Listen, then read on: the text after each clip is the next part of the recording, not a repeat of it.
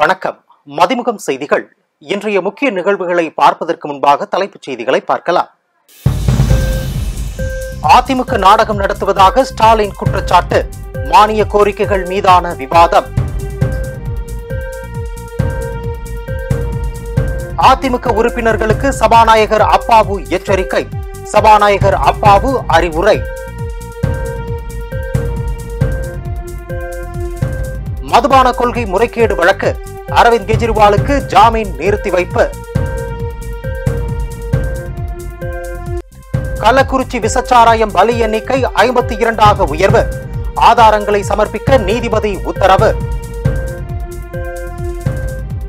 தமிழகத்தில் 3 நாட்களுக்கு மழைக்கு வாய்ப்பு. வானிலை ஆய்வு மையம் தகவல். இதனால் சிறையில் இருந்து அரவிந்த் கெஜ்ரிவால் வெளியில் வருவதில் சிக்கல் ஏற்பட்டுள்ளது. அதிமுக உறுப்பினர்கள் பேரவையில் திட்டமிட்டு நாடகத்தை அரங்கேற்றியுள்ளதாக முதலமைச்சர் ஸ்டாலின் தெரிவித்துள்ளார். பேரவையிலிருந்து அதிமுக உறுப்பினர்கள் வெளியேற்றப்பட்டவுடன் கேள்வி நேரம் தொடங்கி முடிந்தது. அப்போது முதலமைச்சர் ஸ்டாலின் பேசிய போது, கடந்த 2001ஆம் ஆண்டில் கடலூரில் கள்ளச்சாராயம் குடித்து 52 பேர் மரணமுற்று 200க்கும் மேற்பட்டோர் பாதிக்கப்பட்டனர். அப்போது சரிவர நடவடிக்கை எடுக்கவில்லை. ஆனால் தற்போது இந்த துயரம் நடந்த சில மணி நேரத்திலேயே தக்க நடவடிக்கையை எடுத்துள்ளோம் என அவர் கூறினார். தற்போது உரிய நடவடிக்கை எடுக்கப்பட்டுள்ள காரணத்தால் அதிமுகவினர் திட்டமிட்டு நாடகத்தை அரங்கேற்றி வெளியே சென்றார்கள். மானிய கோரிக்கைகள் மீதான விவாதம் நடைபெற உள்ள நிலையில் வெளியேற்றப்பட்டவர்கள் இந்த அவைக்கு வினாக்கள் விடைகள் நேரம் முடிந்த பின்னரே அனுமதிக்க பெறலாம் என்னும் வேண்டுகோளையும் பிரதான எதிர்க்கட்சி தன்னுடைய கருத்தினை பதிவு செய்ய வாய்ப்பு தர வேண்டும் என்றும் இதனை தாங்கள் பரிசீலித்து ஆவண செய்ய வேண்டும் என முதலமைச்சர் ஸ்டாலின் சபாநாயகரிடம் கேட்டுக்கொண்டார். இந்த சம்பவம் தொடர்பாக கோவிந்தராஜ் என்கிற கண்ணுக்குட்டி என்பவர் காவல்துறையினரால் உடனடியாக கைது செய்யப்பட்டிருக்கிறார். அவரிடமிருந்து 200 லிட்டர் மெத்தனால் சாராயம் கைப்பற்றப்பட்டுள்ளது. மேலே இந்த சம்பவத்தை தொடர்புடைய 3 நபர்களும் கைது செய்யப்பட்டிருக்கிறார்கள். புதுச்சேரியிலிருந்து மெத்தனால் கொண்டு வரப்பட்டுள்ளதும் கண்டுபிடிக்கப்பட்டுள்ளது. இவர்களோடு தொடர்புடையவர்கள் யாராக இருந்தாலும் அவர்களையும் பிடித்து சட்டத்தின் முன் நிறுத்துவோம். அதிமுக எம்எல்ஏக்களுக்கு சபாநாயகர் அப்பாவு எச்சரிக்கை விடுத்துள்ளார். பேரவையில் அதிமுக எம்எல்ஏக்கள் வெளிநடப்பு செய்ததை தொடர்ந்து அமளியில் ஈடுபட்டால் கடுமையான நடவடிக்கை எடுக்கப்படும் என அதிமுக உறுப்பினர்களுக்கு சபாநாயகர் எச்சரிக்கை விடுத்துள்ளார். மேலும் அதிமுக உறுப்பினர்கள் தங்களுக்கு ஏற்பட்ட நெருக்கடியை சட்டமன்றத்தில் வெளிப்படுத்தக் கூடாது. சட்டமன்ற அவை விதிகளுக்கு உட்பட்டே அவை வழிநடத்த முடியும். கேள்வி நேரத்திற்கு முன்பாக எதிர்க்கட்சி தலைவர் பிரச்சனை எழுப்புவது ஏற்கக்கூடியது அல்ல என்று சபாநாயகர் அறிவுறுத்தியுள்ளார். கள்ளக்குறிச்சி விவகாரத்தை இன்றும் விவாதிக்க அனுமதிக்காததால் எடப்பாடி பழனிசாமி வெளிநடப்பு செய்தார். மதுபான கொள்கை முறைகேடு வழக்கில் டெல்லி முதல்வர் கெஜ்ரிவாலுக்கு சிபிஐ நீதிமன்றம் வழங்கிய ஜாமீனை நிறுத்தி வைத்து டெல்லி உயர்நீதிமன்றம் உத்தரவிட்டுள்ளது. டெல்லி புதிய மதுபான கொள்கை முறைகேடு தொடர்பான பண மோசடி வழக்கில் கைது செய்யப்பட்டுள்ள அம்மாநில முதல்வர் அரவிந்த் கெஜ்ரிவால் திகார் சிறையில் அடைக்கப்பட்டுள்ளார். அவரை ஜாமீனில் விடுவித்து டெல்லி சிபிஐ சிறப்பு நீதிமன்றம் நீதிபதி நியாய் பிந்து நேற்று முன்தினம் உத்தரவிட்டார். இதையடுத்து நேற்று பிற்பகல் அரவிந்த் கெஜ்ரிவால் சிறையில் இருந்து வெளியில் வருவார் என்று எதிர்பார்க்கப்பட்டது. இந்த நிலையில் அவருக்கு ஜாமீன் வழங்கியதை எதிர்த்து அமலாக்கத்துறை மேல்முறையீட்டு மனுவை தாக்கல் செய்தனர். டெல்லி உயர்நீதிமன்ற கோடைக்கால அமர்வு நீதிபதிகளான சுதீஷ்குமார் ஜெயின் மற்றும் ரவீந்தர் துடேஜா ஆகியோர் முன் விசாரணை நடத்தப்பட்டது. இருதரப்பு வாதங்களையும் கேட்ட நீதிபதிகள் 2 அல்லது 3 நாட்களுக்கு பின்னர் இந்த வழக்கில் விரிவான ஆணை பிறப்பிக்கப்படும் என்றும் அதுவரை கெஜ்ரிவாலுக்கு சிபிஐ சிறப்பு நீதிமன்றம் வழங்கிய ஜாமீனை இடைக்காலமாக நிறுத்தி வைக்கிறோம் என தீர்ப்பு வழங்கினார்.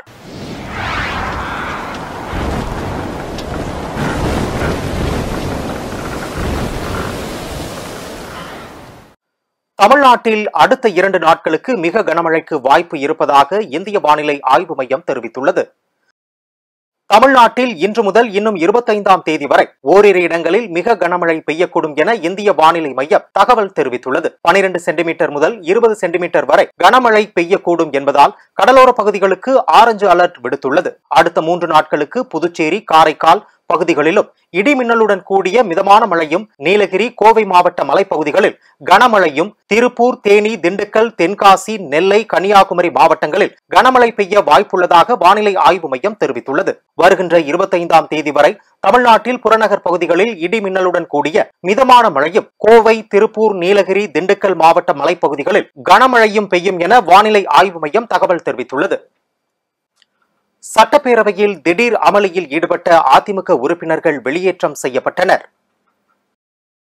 சட்டப்பேரவை கூட்டத்தில் இருந்து அதிமுக உறுப்பினர்கள், எதிர்க்கட்சித் தலைவர் எடப்பாடி பழனிசாமி மற்றும் பாமக உறுப்பினர்களும் கருப்பு சட்டை அணிந்து வந்து சபையில் கோஷங்கள் எழுப்பியதால் சபாநாயகர் அப்பாவு அவையிலிருந்து அவர்களை வெளியேற்றுமாறு அவை காவலர்களுக்கு உத்தரவிட்டார். உத்தரவின் பேரில் அதிமுக உறுப்பினர்களையும் தரையில் அமர்ந்து கோஷம் எழுப்பிய RB உதயகுமாரையும் காவல்துறையினர் வெளியேற்றினர். இது குறித்து துரைமுருகன் கூறியதாவது: எதிர்க்கட்சி தலைவருக்கு பிரச்சனை குறித்து பேச உரிமை உள்ளது. ஆனால் அது விதிகளுக்கு உட்பட்டுத்தான் இருக்க வேண்டும். கேள்வி நேரத்தில் இப்படி அவையில் நடந்து கொள்வது வருத்தத்தை அளிக்கிறது என கூறினார். அதிமுக சட்டமன்ற உறுப்பினர்கள் வெளியேற்றப்பட்டுக் கொண்டிருந்த போது RB உதயகுமார் தர்ணாவில் ஈடுபட முயன்ற சம்பவம் பரபரப்பை ஏற்படுத்தியுள்ளது. கெட்டுப்போன மெத்தனாலை சாராயத்தில் கலந்து விற்பனை செய்த முக்கிய குற்றவாளிகள் 7 பேரை காவல்துறையினர் கைது செய்துள்ளனர்.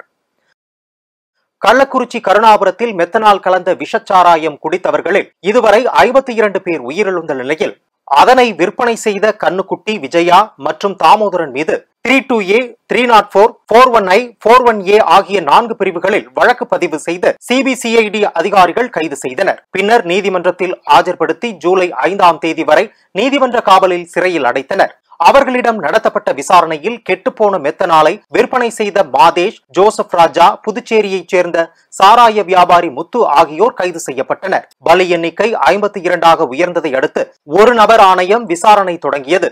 ஓய்வு பெற்ற நீதிபதி கோகுல்தாஸ் துறை சார்ந்த அதிகாரிகளுடன் ஆலோசனை நடத்தினார். பின்னர் அவர் கூறியதாவது: 3 மாதத்திற்குள் விசாரணையை முடித்து ஆதாரங்களை அரசிடம் சமர்ப்பிக்க வேண்டும் என உத்தரவிட்டார். பௌர்ணமி தினத்தையொட்டி திருவண்ணாமலையில் கொட்டும் மழையில் லட்சக்கணக்கான பக்தர்கள் கிரிவலம் சென்று வழிபட்டனர். திருவண்ணாமலை அண்ணாமலையார் கோவிலில் ஆனி மாத பௌர்ணமி தினத்தையொட்டி நேற்று லட்சக்கணக்கான பக்தர்கள் மழையில் நனைந்தபடி கிரிவலம் வந்து அண்ணாமலையார் தரிசனம் செய்தனர். பௌர்ணமி தினத்தையொட்டி தமிழகம் முழுவதிலும் இருந்து திருவண்ணாமலைக்கு நூற்றுக்கணக்கான சிறப்பு பேருந்துகள் மற்றும் சிறப்பு ரயில்கள் இயக்கப்பட்டது. குடியாத்தத்தில் 7 வயது சிறுவன் தாயை காணவில்லை என காவல் நிலையத்தில் புகார் அளித்துள்ளார். வேலூர் மாவட்டம் குடியாத்தம் அருகே கணவன் மனைவிக்கு இடையே ஏற்பட்ட தகராறில் உண்ணாமலை என்ற பெண் வீட்டை விட்டு வெளியேறியுள்ளார். இந்த நிலையில் தாயை காணவில்லை என கணேஷ் என்ற 7 வயது சிறுவன் குடியாத்தம் காவல் நிலையத்தில் புகார் அளித்துள்ளார். பின் சிறுவனை அவனது பாட்டியிடம் ஒப்படைத்துவிட்டு தாயை கண்டுபிடித்து தருவதாக சிறுவனுக்கு உறுதியளித்தனர். மயிலாடுதுறை மாவட்ட நீதிமன்றம் முன் வழக்கறிஞர்கள் ஒருநாள் புறக்கணிப்பு போராட்டத்தில் ஈடுபட்டனர். ஒன்றிய அரசு குற்றவியல் நடைமுறை சட்டம், இந்திய தண்டனை சட்டம் என சட்டங்களின் பெயரை மாற்றுவதுடன் அதில் உள்ள சட்ட பிரிவுகளையும் மாற்றியதை கண்டித்து அவைகளை நடைமுறைப்படுத்தக் கூடாது என்றும் அவற்றை திரும்ப பெற கோரி வழக்கறிஞர் சங்கங்களின் கூட்டமைப்பினர் வேண்டுகோளை விடுத்துள்ளனர். மேலும் மயிலாடுதுறை, சீர்காழி மற்றும் தரங்கம்பாடி ஆகிய நீதிமன்றங்களில் பணியாற்றி வரும் வழக்கறிஞர்கள் இன்று ஒருநாள் நீதிமன்ற புறக்கணிப்பு போராட்டத்தில் ஈடுபட்டனர். திருவண்ணாமலை புத்திர காமட்டீஸ்வரர் ஆலயத்தில் குழந்தை வரம் வேண்டி 300க்கும் மேற்பட்ட தம்பதியர்கள் யாகம் செய்து வழிபட்டனர். திருவண்ணாமலை மாவட்டம் ஆரணி புத்திர காமட்டீஸ்வரர் ஆலயத்தில் ஆனி மாதம் பௌர்ணமி தினத்தையொட்டி 300க்கும் மேற்பட்ட தம்பதியர்கள் குழந்தை வரம் வேண்டி யாகம் செய்து வழிபட்டனர். அதேபோன்று கடந்த ஆண்டுகளில் குழந்தை பாக்கியம் வேண்டி யாகம் செய்த பக்தர்கள் கோரிக்கை நிறைவேற்றியதால் 500க்கும் மேற்பட்டோர் அபிஷேகம் ஆராதனை செய்து வழிபட்டனர். திருப்பூரில் தொடர் செயின் பறிப்பு சம்பவத்தில் ஈடுபட்டு வந்த 2 பேர் கைது. திருப்பூர் தாராபுரம் அருகே உள்ள அங்கன்வாடி மையத்தில் பணியாற்றி வரும் அன்னமணி குறிஞ்சி நகர் பகுதியில் சென்று கொண்டிருந்த போது இருசக்கர வாகனத்தில் வந்த 2 மர்ம நபர்கள் தங்கச் செயினை பறித்து சென்றுள்ளனர். இது குறித்து திருப்பூர் தெற்கு காவல் நிலைய குற்றப்பிரிவில் அன்னமணி அளித்த புகாரின் பெயரில் காவல்துறையினர் மேற்கொண்ட சோதனையில் செயின் பறிப்பில் ஈடுபட்ட மணிமாறன் மற்றும் சரவணகுமாரை கைது செய்து சிறையில் அடைத்தனர். திருப்பூரில் சிறுவனை கடித்த ராட்வீலர் நாயின் உரிமையாளர் மீது காவல்துறையினர் வழக்கு பதிவு செய்து விசாரணை மேற்கொண்டு வருகின்றனர். திருப்பூர் மாவட்டம் பல்லடம் சேட்டப்பாளையத்தைச் சேர்ந்த விஷால் அபிமன் என்ற 4 வயது சிறுவனை அதே பகுதியைச் சேர்ந்த சிரஞ்சோதி என்பவரது ராட்வீலர் நாய் கடித்துள்ளது. பின் சிறுவனை மீட்டு அவனது பெற்றோர் தனியார் மருத்துவமனையில் சேர்த்துள்ளனர். இதுகுறித்து தகவல் அறிந்து வந்த காவல்துறையினர் வளர்க்க தடை செய்யப்பட்ட நாயை வளர்த்த குற்றத்திற்காக உரிமையாளர் மீது வழக்கு பதிவு செய்து விசாரணை மேற்கொண்டு வருகின்றனர். இந்த சம்பவம் அப்பகுதியில் பெரும் பரபரப்பை ஏற்படுத்தியுள்ளது. வேலூரில் திருநங்கைகளுக்கான அடையாள அட்டைகள் வழங்கும் முகாமை மாவட்ட ஆட்சியர் துவங்கி வைத்து நலத்திட்டங்களை வழங்கினார். வேலூர் மாவட்டம் சத்துவாச்சாரியில் மாவட்ட ஆட்சியர் அலுவலகத்தில் சமூக நலன் மற்றும் மகளிர் உரிமை தொகை சார்பில் திருநங்கைகளுக்கான ஆதார் அட்டை, வாக்காளர் அடையாள அட்டை, முதல்வரின் மருத்துவ காப்பீடு அட்டை மற்றும் ஆயுஷ்மான் பாரத் அட்டை வழங்கும் சிறப்பு முகாமினை அம்மாவட்ட ஆட்சியர் சுப்புலட்சுமி துவங்கி வைத்தார். இதில் திரளான திருநங்கைகள் கலந்து கொண்டு பயனடைந்தனர். கள்ளக்குறிச்சி கள்ளச்சாராயம் விவகாரத்தில் தக்க நடவடிக்கை எடுக்க கோரி இந்திய ஜனநாயக வாலிபர் சங்கத்தினர் கண்டன ஆர்ப்பாட்டத்தில் ஈடுபட்டனர். மயிலாடுதுறையில் இந்திய ஜனநாயக வாலிபர் சங்கத்தினர் கள்ளக்குறிச்சி கள்ளச்சாராய உயிரிழப்புகளை கண்டித்தும் கள்ளச்சாராயத்திற்கு எதிராக தக்க நடவடிக்கை எடுக்க வலியுறுத்தியும் கள்ளச்சாராய விற்பனையில் ஈடுபடும் நபர்களை கைது செய்ய கோரியும் கிட்டப்பா அங்காடி முன்பு மாவட்ட தலைவர் ஐயப்பன் தலைமையில் கண்டன ஆர்ப்பாட்டத்தில் ஈடுபட்டனர்.